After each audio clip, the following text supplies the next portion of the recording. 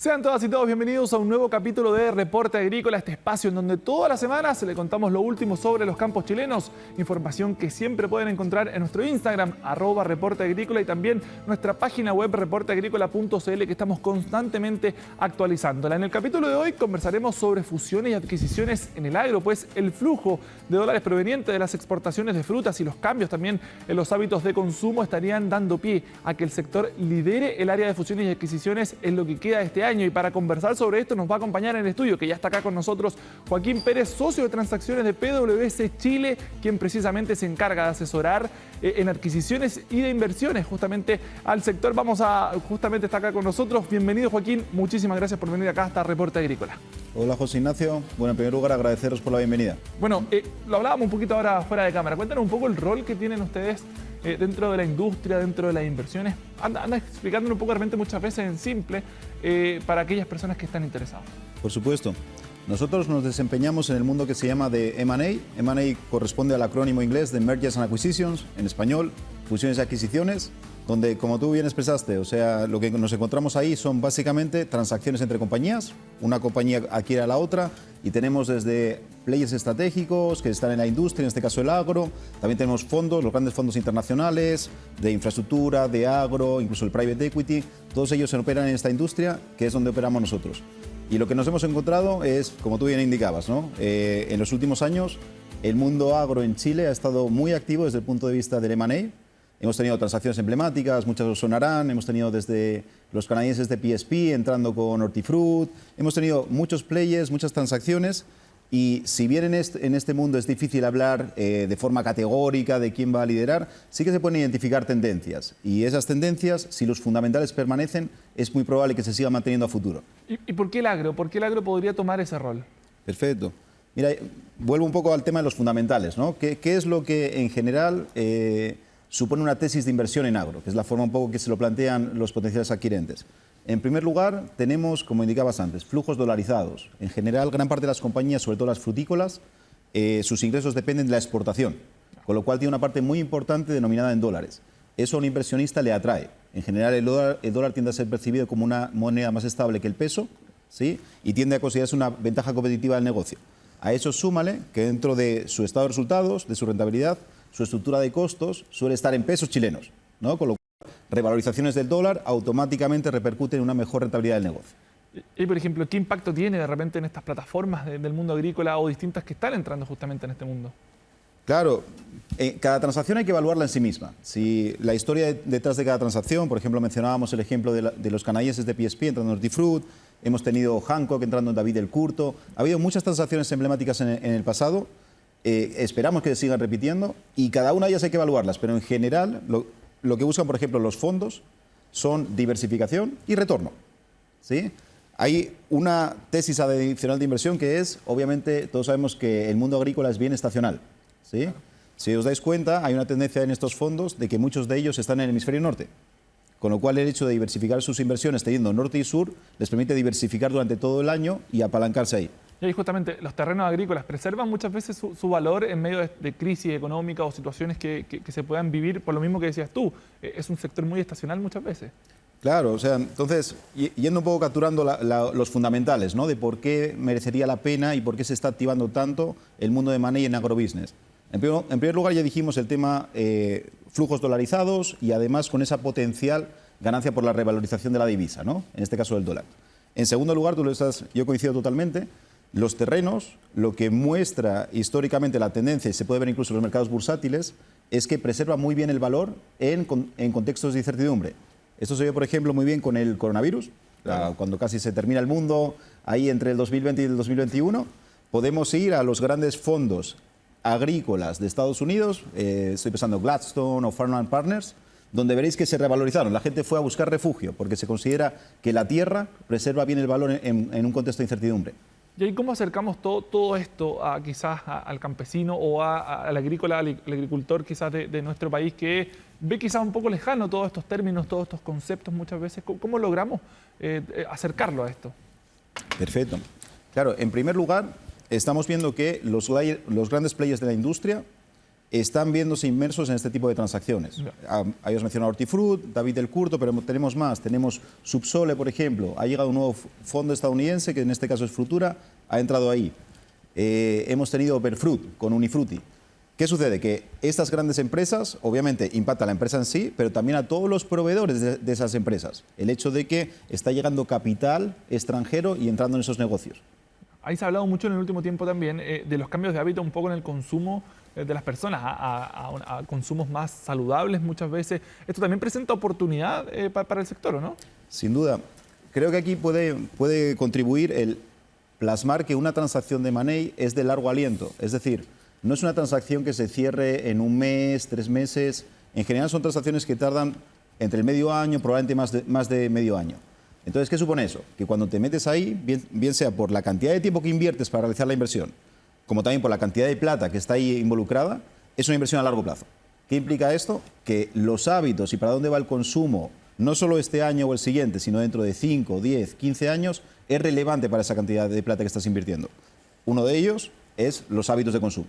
Claro. En general, lo que se está viendo es que hemisferio norte, principalmente Estados Unidos y Europa, el consumo de arándanos, de berries, de cerezas, que es donde en Chile somos muy fuertes, está aumentando con tasas de crecimiento que pocos productos tienen. O sea, una oportunidad, digamos. Exactamente. Y ahí, por ejemplo, ese camino hacia lo sustentable podría ayudar a disminuir también los riesgos, me imagino, ¿no? Que muchas veces se tienen dentro de la agricultura. Claro, y ahí va un poco la tesis de inversión de esos fondos. Lo que están buscando es, producto del cambio climático, de los cambios que estamos viendo con el niño, etcétera, etcétera, el hecho de diversificar. No, dicho en buen chileno, no poner todos los huevos en la misma canasta, ¿no? Canasta, claro.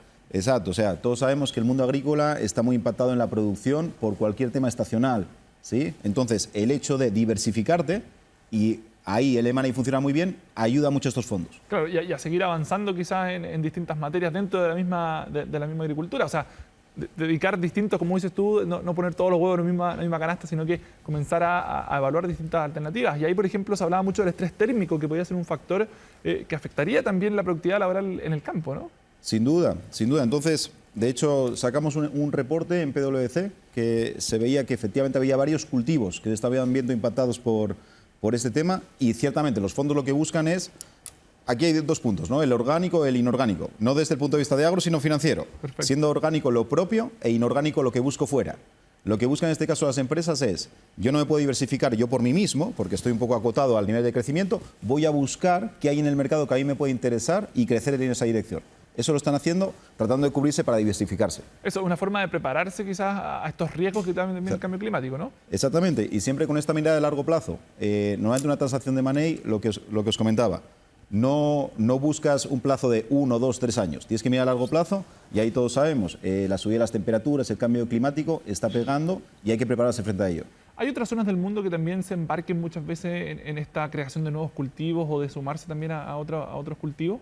Mira, un buen ejemplo ahí es el de Hortifruit. Hortifruit se ha ido diversificando con cultivos en todo el mundo, logrando 2 cosas. 1, diversificar el riesgo que hablábamos, ¿sí? Y 2, también esta parte estacional, lograr siempre estar pudiendo sacar los frutos que tú buscas y que el mercado te está pidiendo. Teniendo en cuenta que la parte logística aquí es súper importante. Al final, un berry o un arándano que está producido en Chile puede acabar en cualquier lugar del planeta. Hay que ponerlo allí, obviamente.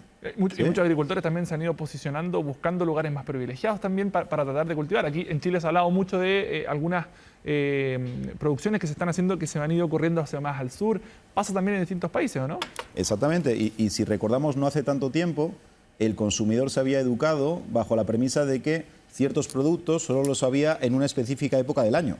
Ahora, sin embargo, nos hemos mal acostumbrado a que hay arándanos durante todo el año, hay cerezas durante todo el año, y eso no es común, y requiere un esfuerzo para todas las compañías. Claro, posicionamientos que se han ido dando dentro de la misma agricultura. También se está buscando salvaguardar muchas veces la fuerza laboral, los activos físicos. ¿Qué recomendaciones también se entregan muchas veces a los CEO que están detrás de todas estas decisiones? Claro, o sea, en primer lugar, estamos muy enfocados en el tema de los ingresos, pero una parte clave en todo el mundo agrícola son los costos. Claro. Una buena gestión de los costos es al final lo que te va a permitir que tengas un negocio financieramente sustentable a futuro. Entonces, lo que nos hemos encontrado, por ejemplo, no hace tanto, año 2022, 2023, ¿qué nos sucedió? En primer lugar, subió la inflación de una forma muy significativa. Ahí siempre tienes la pregunta, ¿yo soy capaz de repercutir esa inflación al cliente final? Porque si no, obviamente, tus costos suben, sin embargo, tus ingresos se quedan, la rentabilidad se ve deteriorada. Y otro costo un poco más oculto, pero que también impacta, es el de financiamiento. Obviamente, Que aquí en Chile igual no es menor, cuando las Exacto. brechas mismas que hablábamos hace un ratito. Exactamente, el mundo agrícola es muy intensivo en capital. Están los terrenos, están obviamente las plantaciones y tardas mucho en el ciclo de caja, con lo cual incrementos en el financiamiento, en el costo, como hemos visto con la tasa de política monetaria, etcétera, etcétera, impactan fuertemente al mundo agrícola. Aquí en la agricultura se ha hablado mucho en el último tiempo del concepto resiliencia, también aprovechar muchas veces las oportunidades. ¿Es también un camino que ustedes también van monitoreando, me imagino, y viendo en distintas zonas de la agricultura? Sin duda, sin duda. Bueno, yo creo que aplica al mundo agrícola, pero aplica a todos los claro. mundos, ¿sí? O sea, pero sin duda, al final, el mundo agrícola, por su naturaleza, se ve impactado por fenómenos naturales. Entonces, hay que tener la espalda financiera también para cuando no solo el año que te viene bueno, sino aguantar aquellos años que no son tan buenos y te puede suceder cualquier evento que consideras no recurrente, pero que forma parte del negocio. Y ahí los más chicos, por ejemplo, los medianos, ¿cómo quizás encauzarlos dentro de esta dinámica? Porque claro, a veces hablamos de financiamiento, hablamos de recursos que probablemente las empresas más grandes puedan tener, pero aquellos que tienen esa campesina familiar, finalmente, ¿cómo se les ayuda, cómo se les lleva también hacia eso? Claro, lo que vemos mucho en la industria son dos tipologías principales. Una es esa percepción del terreno como preservador de valor, también es percibido así por las entidades financieras. Entonces, el primer punto es obviamente apalancarte en eso para lograr una mejor financiación con los bancos, en caso de que sea necesario. Y después, otro tipo de financiamiento que ayuda mucho a los pequeños productores es el financiamiento que llamamos de capital circulante, de working capital o de capital de trabajo, en el cual básicamente a quien le vas a vender la fruta o el producto que tienes, te adelanta capital que te permita plantar, sembrar y te da ese oxígeno para sobrevivir hasta que tú logras cosechar. Y hay un rol también muchas veces de los gobiernos, se habla mucho de esta política privada, pública, privada, pero también me imagino que juega un rol de repente los subsidios, las formas de financiar también a los medianos y pequeños principalmente. Sin duda, sin duda. Y como tú bien indicas ahí, José Ignacio, o sea, tenemos las grandes empresas, pero también tenemos a los pequeños productores. Y los pequeños productores, 2 años seguidos de malas cosechas o de caída en precios que ha sucedido, les pegan muy duro. Entonces ahí, ciertamente, el apoyo público también es relevante. Y ahí, por ejemplo, hay que promover la inversión también, ¿o no? Eso también es un rol que se tiene que hacer constantemente en distintos puntos del agro. Por supuesto. Estamos, de hecho, vemos constantemente en la industria, ahora está habiendo todo un tema de inversión en genética que está llegando poco a poco a Chile. Hace 10 años no lo veíamos tanto, ahora es mucho más común el invertir en genética para desarrollar nuevos parietales, tipos de fruta y de semilla que consideramos que vayan a ser más resilientes. Entonces, toda la inversión no es solo en tierra o en algo duro, sino que también es en investigación y desarrollo. Cómo yo planto mejor, cómo logro mejores frutos, etcétera. Justo te iba a consultar sobre eso, de cómo se camina finalmente hacia la tecnología, la inversión que hay que hacer muchas veces en tecnología. Hoy ya se habla mucho de hacer más con menos. ¿Cómo logramos también que ojalá la mayor cantidad de personas que están en el agro puedan acercarse a ese sector? Claro, aquí yo diferenciaría un poco entre los grandes grupos y los pequeños productores. En los pequeños productores es más difícil acceder a esa investigación y desarrollo porque en general vives muy al día. Este negocio es muy desafiante para el pequeño productor. Los grandes grupos sí que lo que se están permitiendo es, dentro de la malla societaria que ellos tienen, crear pequeñas sociedades donde desarrollen toda la parte de desarrollo. Pura tecnología, agrotech, en algunos casos incluso comprando compañías que ya han desarrollado esa tecnología. Por último, en el mediano y corto plazo, ¿cuál crees tú que son los principales desafíos que se tienen? Es una buena pregunta. Yo diría lo principal, sustentabilidad. Al final, el mundo agro y sustentabilidad van muy de la mano. Entonces, parte de lo que buscan también estos grandes fondos es ese incentivo de la sustentabilidad y buscar negocios que vayan traduciéndose en flujos de caja. Lo que decíamos, recurrentes, diversificados, ¿sí? Y que en el largo plazo afronten para dónde va este planeta, que todo el tema climático ya vemos que está teniendo un impacto. Perfecto. Muchísimas gracias, Joaquín, por esta entrevista. Que esté muy bien. Ignacio, gusto. Muchas gracias. Que esté muy bien. Bueno, y ahora andaremos en el cambio de hábitos de consumo que hablábamos justamente y la preferencia también por productos inocuos porque la Universidad de O'Higgins está liderando el proyecto de sello de reducción de riesgos alimentarios que certifica la calidad de productos hortícolas y apícolas. Veamos los detalles en la siguiente nota. La seguridad alimentaria es cada vez más relevante y los consumidores están preocupados de encontrar productos verdaderamente inocuos. Por lo mismo, la Universidad de O'Higgins está liderando el proyecto de sello de reducción de riesgos alimentarios, RRA, el cual certifica la calidad de los productos hortícolas y apícolas, además de capacitar a los productores en mejores prácticas de inocuidad. El sello de reducción de riesgos o sello RRA permite diferenciar a aquellos productores que realizan buenas prácticas de inocuidad. Y eso va a ser verificado mediante terreno y también mediante análisis de los productos en el laboratorio de inocuidad alimentaria. Aquí los alimentos van a ser analizados mediante peligros químicos, como pesticidas, como residuos de antibióticos y también microbiológicos. Todos los productores en esta primera pasada, hortícolas y apícolas, pueden participar en este proyecto. Eso es importante establecerlo, a lo mismo la cantidad de producción, la infraestructura, porque este es un proyecto que busca disminuir brechas. Entonces, si tienen muchas brechas, la idea es ir capacitándolos para que puedan ir mejorando cada vez más y poder optar finalmente al sello. El sello de reducción de riesgos alimentarios ya ha sido otorgado a algunas apicultoras de la zona, quienes han agradecido esta oportunidad. Yo agradecida de haber tenido este sello, te da como otro plus, o sea, otro valor agregado a tu producto. Además está decirlo porque tú tienes tu etiqueta, tienes el sello de Manos Campesinas, tienes el sello de la Universidad de O'Higgins, y dices, oh, no lo conocíamos, entonces se está dando a conocer. Y sí, se viene bien porque, como le digo, es algo que te va a garantizar que tu miel es pura, porque hoy en día hay mucha miel falsificada. Los postulantes a esta certificación han destacado algunos beneficios de obtener el sello. Para los consumidores es la garantía de estar alimentándose de algo sano, y para los productores el prestigio de asegurar que su producto cumple estos requisitos. Eso es como súper gratificante para nosotros cuando hay un cliente que te prefiere y te reconoce porque tu producto es de calidad. Entonces los beneficios van a ser tanto para el consumidor directo como para nosotros, los empresarios o productores. Entonces nos parece súper interesante sumarnos a esta iniciativa para también motivar a nuestros pares, a nuestros colegas, a nuestros agricultores de la región y poder así entregar a los consumidores productos más sanos, más inocuos, de mejor calidad. Los agricultores podrán acceder a este proyecto contactando a sello RRA, desde donde los visitarán y tomarán muestra de sus productos para poder ser analizados. Así, esta iniciativa está elevando los estándares de calidad e inocuidad de los productos hortícolas y apícolas, beneficiando así a toda la cadena alimentaria.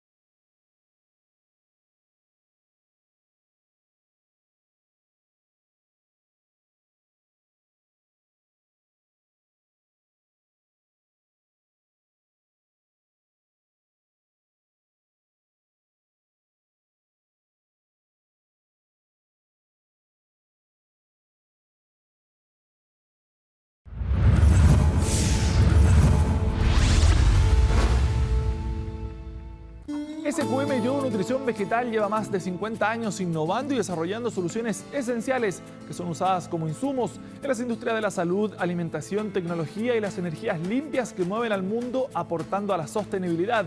SQM Yodo Nutrición Vegetal, soluciones para el desarrollo humano.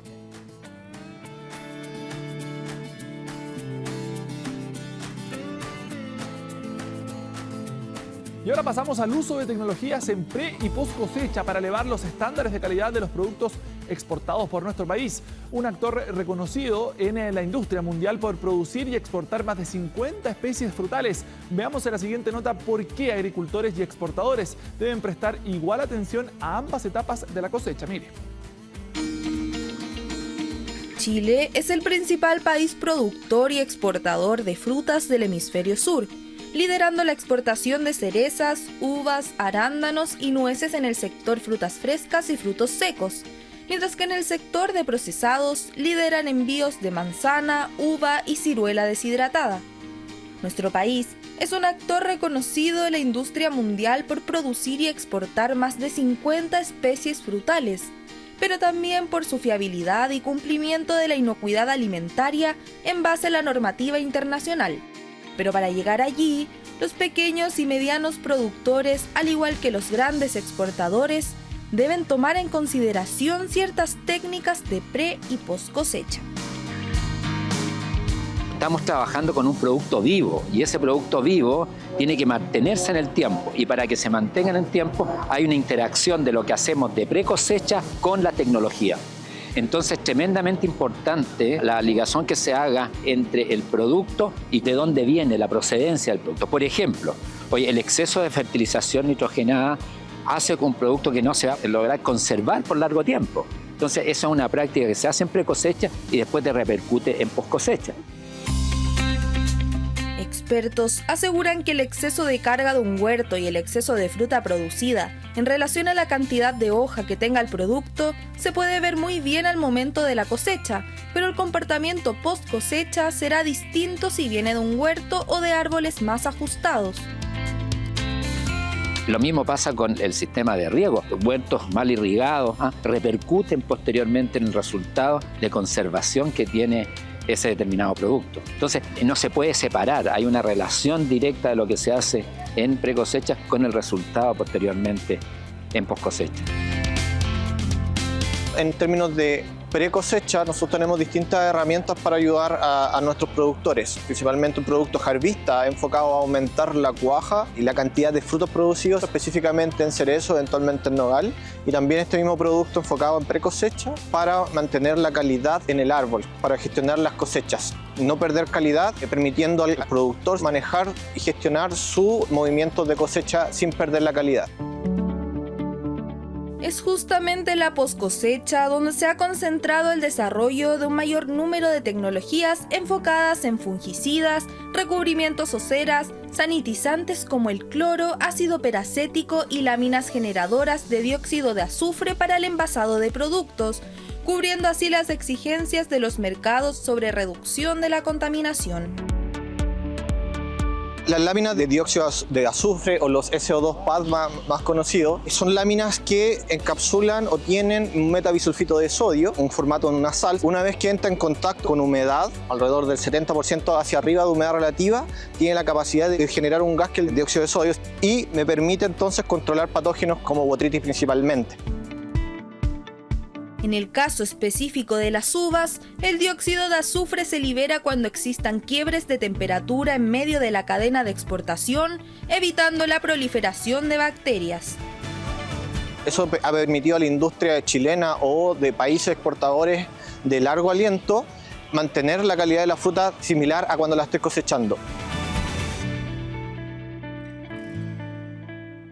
Y ahora vámonos a la región del Maule, donde un grupo de investigadores de la Universidad Autónoma de Talca han desarrollado un proyecto que busca regular el estrés de cultivos frente a condiciones adversas, evitando así la pérdida de alimentos para que no tengan complicaciones. Veamos a continuación de qué se trata.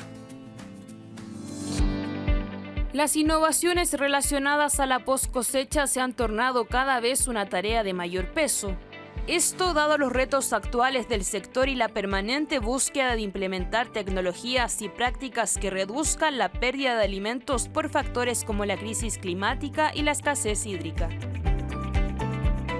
El principal foco es que tenemos que, como proveedores de fruta fresca, es justamente llegar con un alimento que tenga una calidad global. ¿Y qué es calidad global?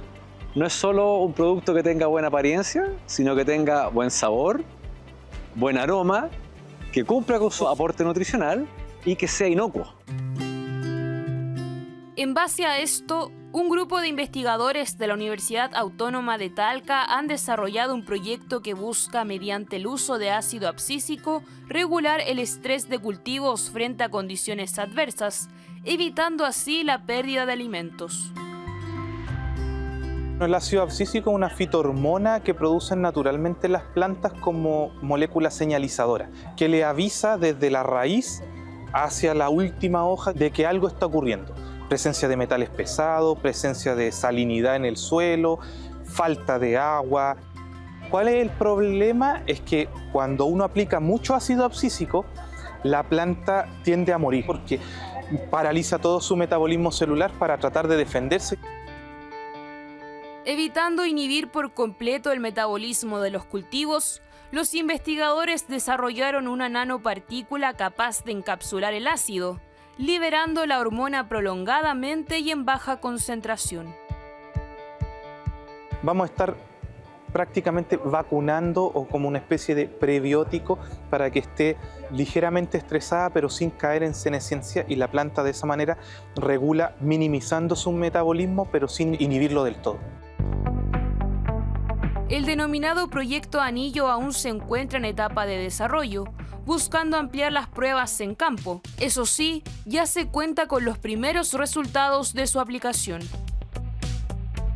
En frutilla vimos que es capaz de sobrevivir con un 50% menos de agua con respecto al control y sufriendo unos golpes de calor de hasta 50 grados Celsius. ¿Qué es lo que tenemos que seguir trabajando y qué es lo que no hemos podido conseguir? Es que desafortunadamente los frutos son más pequeños, cerca de un 10% más pequeños que las frutas en condiciones control, 100% regado y sin golpe de calor. Pero estamos trabajando para ver si podemos solucionar ese problema.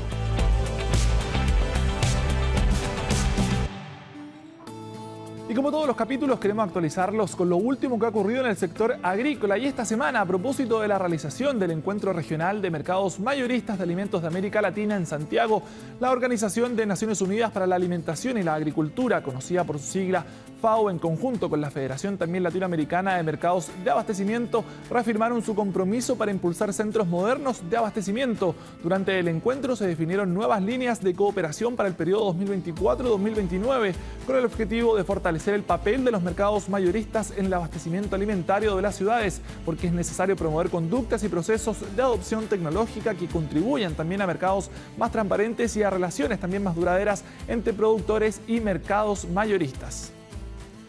Y también promover el reuso de agua mediante incentivos fiscales y exenciones impositivas en la importación de equipos y tecnologías necesarias para los sectores agrícolas e industriales es la propuesta que ha hecho la Asociación Latinoamericana de Desalación y Reuso de Agua, conocida también por su sigla ALADIR, para enfrentar la crisis hídrica y climática que afecta a Chile. El gremio también ha propuesto la creación de nuevas formas de alianzas público-privadas inspiradas en modelos innovadores como las subastas brasileras de concesionamiento de tratamiento de efluentes sanitarios para el reuso industrial. Todo esto en el marco del Plan de Adaptación al Cambio Climático para el sector de los recursos hídricos que lleva adelante la Dirección General de Aguas de nuestro país. ¿Y sabía usted que la biblioteca del Instituto de Innovaciones Agropecuarias es uno de los repositorios digitales agrícolas más grandes de nuestro país? Bueno, les cuento que además de haber cumplido 60 años, ofrece más de 17.000 referencias bibliográficas para el sector silvoagropecuario y la descarga también gratuita en más de 12.000 títulos. La biblioteca de línea ahora cuenta con una versión digital que ofrece accesos a investigaciones entre las que se promueven prácticas agrícolas sostenibles y que pueden ser también consultadas en biblioteca.inia.cl. Y de esta manera le damos el fin a un nuevo capítulo de Reporte Agrícola. Por supuesto, siempre invitados a que nos sigan en nuestro Instagram, @Reporte Agrícola, y también nuestra página web donde está toda la información actualizada constantemente. Muchas gracias por acompañarnos y nos vemos la próxima semana. Que estén muy bien.